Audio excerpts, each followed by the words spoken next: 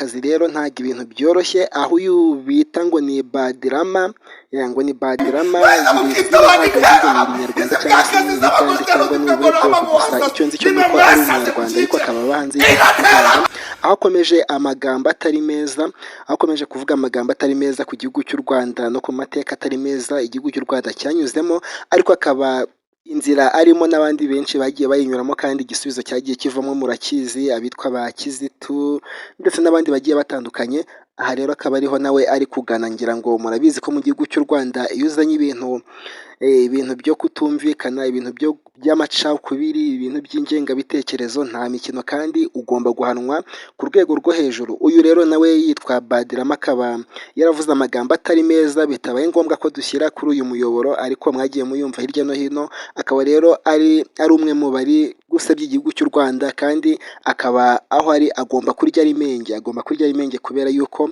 iyo uzanye amagambo ameze nk'ariya, amagambo y'urwango, amagambo yo gusebanya, amagambo y'amacakubiri, amagambo y'ingengabitekerezo, ibyo bintu ntabwo bikora mu gihugu cy'u Rwanda, ibyo bintu ntabwo bikora, urabiryozwa aho waba uri hose, igihe kiragera ukisanga wageze mu maboko atari ayawe. Hanyuma rero tukaba tugira inama abanyarwanda n'abanyarwandakazi ndetse n'inshuti z'u Rwanda muri rusange yuko dukwiye gukomeza kwitwararika ndetse no kwitwara neza mu bihe nk'ibi ngibi ndetse no mu bihe bizaza, kugira ngo nk'abana nk'urubyiruko rw'ejo hazaza cyangwa se nk'igihugu cy'ejo hazaza dukurire mu mateka meza, twubake twiyubaka, twirinda